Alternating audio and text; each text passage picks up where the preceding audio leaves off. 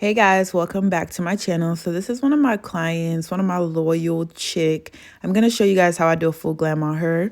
So we go in with some witch hazel. I like to just wipe down the face, remove any extra oils, anything, just to honestly rejuvenate the skin, I feel like, to be honest, because it just be looking so fresh like after I wipe it down.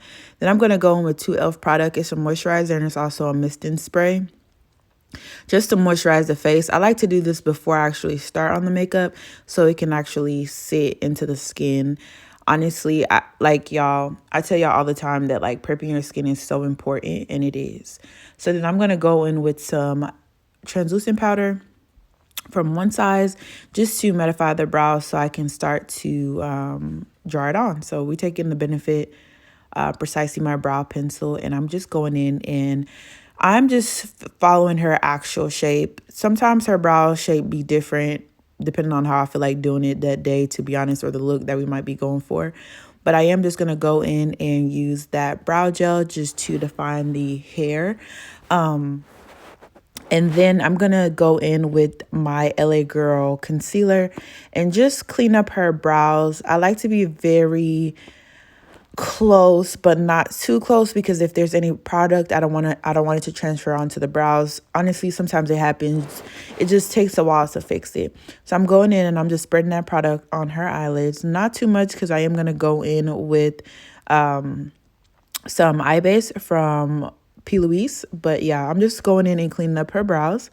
Then I'm taking my Real Technique brush and just blending that out and make sure that there's not that much product on the eyes, because you don't want it to be cakey or bulky, you know. So this is the P. Louise base that I'm applying to her skin, and as you can see, I'm patting that concealer into her eyes. And then yeah, it looked like I'm beating her, but I'm really not. I'm very light-handed because she be falling asleep all the time. But I'm going in. This is the Beauty by Melissa palette. I want to say it's Persuasion. I'm going to have everything in the description box. But this is my go-to palette. Y'all can use my code Making Beauty for 20% off, because, yeah, I use that and their glitters. That's what I'm going to be showing you guys in, here in the next few steps. So yeah, I go in, and honestly, I started with my transition color first, and then I went in with a darker shade, very light, not too dark. We're not going for that. We're going for more like a subtle fairy descent glitter look. And when I say subtle, there's nothing subtle about this look, but you know what I mean. It's not, I really hate black eyeshadow on eyes. Like, I will not do a smoky eye with black. I rather do dark brown or something. So when I say subtle, I mean it's not like in your face, like it's not black. So it's just dark brown. Anyways, so I'm just taking my time and I'm building that shade up, and I'm just patting it into the skin. I do circular motion sometimes. It really depends. But I feel like I'm going to have a class here in the next few months, just so I can give you more in depth on my technique. Then I'm going to go ahead and take the Inglot. This is one of their cream. I don't know what to call this, but like I said, I'll have everything in the description box. I'm going to go in and I am going to cut her crease. First, I'm trying to just carve it out, and then I'm going to spread that product all over that crease. We're going for a half cut crease, but because it's not a full cut crease, but it definitely is more to the end of the eye. So this is just glue that I'm applying at the moment, and then I'm going to take this brush. I got this brush from Morphe. They sent it in one of their collection, and it's like I don't want to say spongy. It's like silicone, and it's easy to apply glitter with, and it's easy to clean off, so it doesn't mess up your brush. You literally just need to wipe it off with a paper towel once you're done. But this is me using the Beauty by Melissa glitter. I used 2 different glitters with this look. I started with the lighter glitter on the inner corner, and then I take a more of a nudish color on the outer corner. I don't know if you guys can tell, because then in the middle I tried to mix it so there's a good blend of both of them. But these are one of my favorite combination in glitter. Like, she has the best glitters. Her and Glow Up Academy, oh my God, I love their glitters. They are the best on the market. Mark my words, write it down, tell them I sent you. But Glow Up Academy and Beauty by Melissa glitters are hands down my favorite as being like an MUA. So I'm going to go back in with the darkest shade. I started with the lightest shade, but then I realized, at some point it's really not doing nothing for me because I do need to add that darker shade since that is what's in the corner. So I'm just blending that together as well and making sure that the glitter doesn't seem as harsh. So I go in little by little and I apply some of the glitter back into that corner. So there's a blend and not just glitter to shadow, if that makes sense. So at this point, I'm just really nitpicking and just getting the glitter off her face. I do go in with the spoolie as well. You will see here shortly, just to clean up the glitter because it definitely goes everywhere. Sometimes I do look and I'm just like, wait, there's no glitter on the face. But then there's some times where glitter ends up being on the face.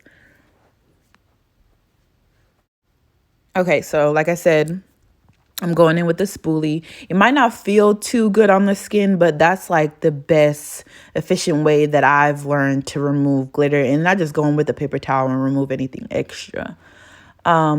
So I like to go in and just in the inner corner, I like to give a pop of a lighter shade and then apply some shimmer, just to where it all blends together. I hate to see where like something starts and you can see where it finished. Like, I just like a whole transition throughout the whole eye look. Now, I will say for myself, if I could critique my own work, I could have done better with that inner corner because that looked a whole mess. But I think I fixed it in the end. We're going to go in with the One Size primer. This is my absolute favorite primer currently. On my clients, it's just so blurring. It just, oh my God, it really leaves your skin looking so smooth, textureless. Like, I don't even know if that's a word, but that's what it do, baby. Then we're gonna go in with the NARS Radiant Foundation, and y'all give me some grace because I do like a different kind of undertone on her. Like, not really too much, because when I go in with the concealer and everything, it all blends together. But when I first apply the foundation, it does look a little bit too yellow for her skin. But bear with me. I've been doing her makeup for almost a year and some months now, so I'm kind of well aware of what works for her. So I'm going in with Tarte and Milani Cosmetics, and as you can see, that Milani Cosmetics is that undertone that she needs. It's a lighter concealer, but watch how it helps the foundation overall to, change that color. So I'm going in with the Tarte first. And I recorded this video last week and I kind of changed up my technique as far as what I do, because I've seen this new technique of just applying the contour first. And I kind of prefer that, but I still do this. Like, I just be going back and forth to whatever feel good on whatever client. So I'm going in and I'm blending that Tarte concealer. Like, I like to press it into the skin and drag it just a little bit because I don't want it to be thick. I want it to be thin, but of course, like, still full coverage.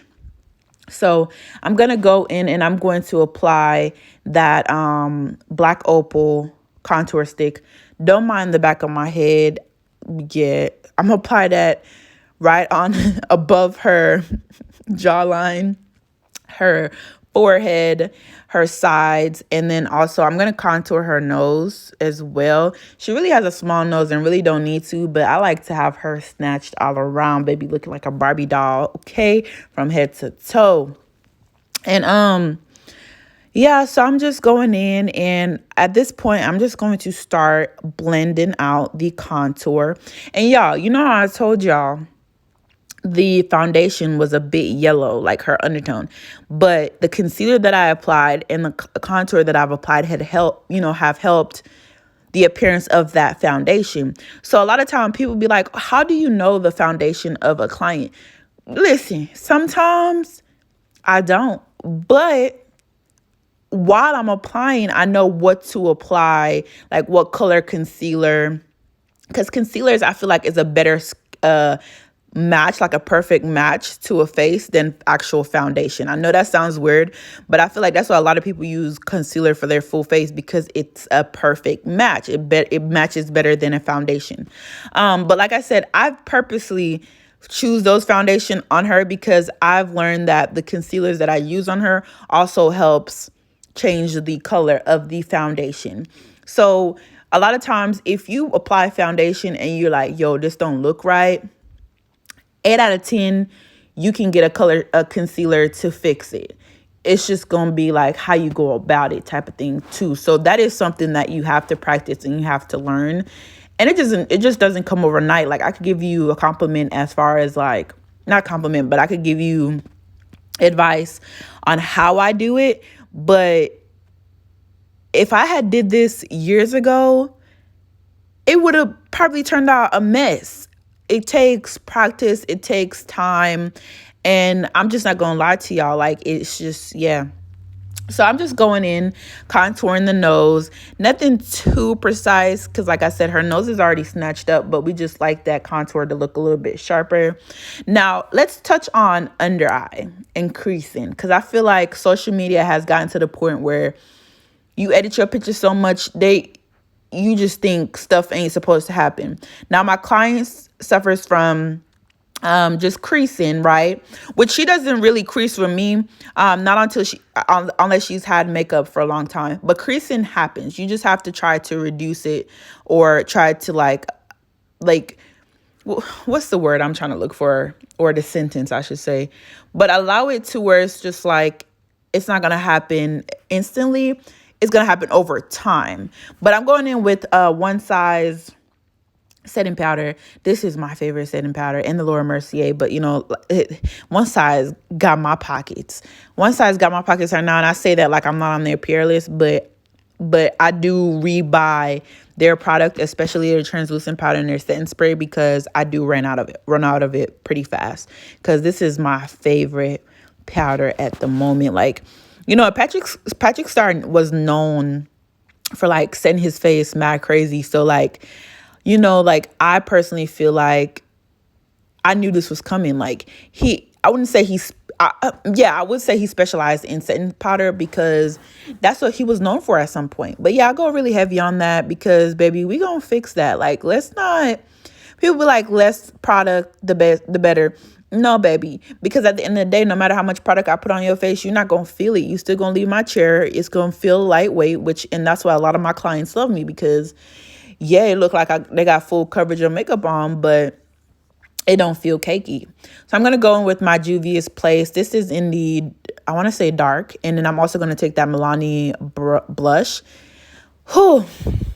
This blush is my current favorite, to be honest. So I'll be using it on everybody when I get the chance, if it complements their skin, because if you're a bit darker, I personally feel like it's just going to make you look very bright in the cheek area. And I like more of a subtle burgundy look on my darker clients, or burnt orange personally.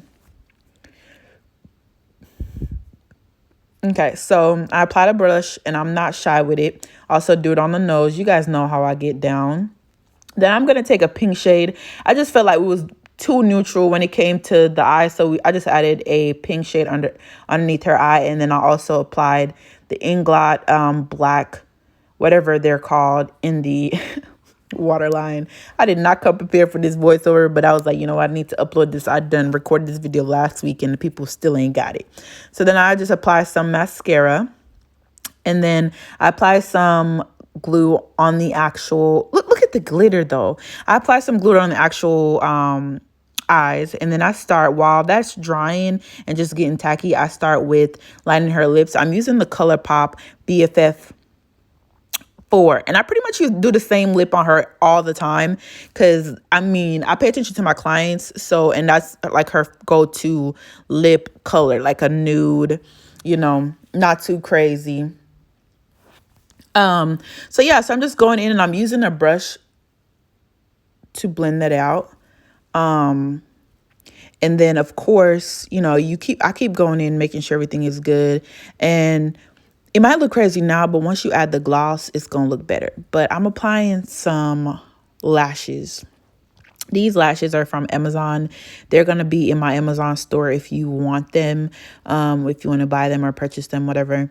These, honestly, me and her both, we haven't been in like super dramatic looks, but we felt like as though this look called for it. She looking at the screen to see what it looked like, but she likes it. But yeah, I just can't stop looking at the glitter. Anyways, I tried to blend her lashes into the fake ones, and she feeling herself. She feeling herself. So then I'm gonna go in again and just line out her lips one more time before applying some gloss. I just use the LA Girl gloss. I feel like that gloss is so thick, and I just love a thick clear gloss because it just adds to the plumpness of your lips, I feel like, personally. So I'm going in, and while I'm applying the gloss, I'm also using the gloss as something that helps me melt the liner and the lipstick together. So yeah, it doesn't seem so harsh. Now we're just going to go ahead and brush off that excess powder. If y'all don't stop acting a fool, yeah. Sorry, y'all.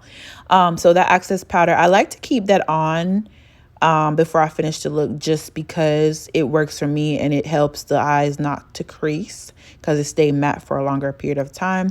I took the Morphe Setting Mist and I'm spraying her skin, and then I'm using a fan just to dry that quickly. She's so weird. She like opening her eyes when the fan blowing. Ask her, I don't know. Going in with Fenty Beauty. This is the highlighter from their face palette, I think. I love that highlighter, especially on my medium to dark clients. Okay, just wait for it. Wait, you can't see it, but wait till she turns to the side. You're gonna see it at some point. So yeah, y'all, that's the look. But I'm gonna go in with my Revolution spray again because this is actually going to set the makeup to where it doesn't go anywhere. I realized that, lately I've been learning more about makeup, and the Morphe Setting Mist is only a mist to allow like the powderness to go away, but to actually set your face, you need an actual setting spray. And I've been using the Revolution spray, and that hunty, my client be having her makeup done all day, still good, okay? And she still keep coming back, so obviously she love it. Anyway, so this is the final look, honey. We're gonna give her mold that she always she actually has this mole, but of course when you do the makeup it covers up, so we like to add that in the end. But that's the look. Look at that. Look at that, honey. Okay, look at that highlight. Don't play with me. But yeah, I hope you guys enjoyed this video. Comment below and let me know what you want to see next. I'm honestly just all over the place, but I want to give y'all some videos. I want to give y'all some videos every week.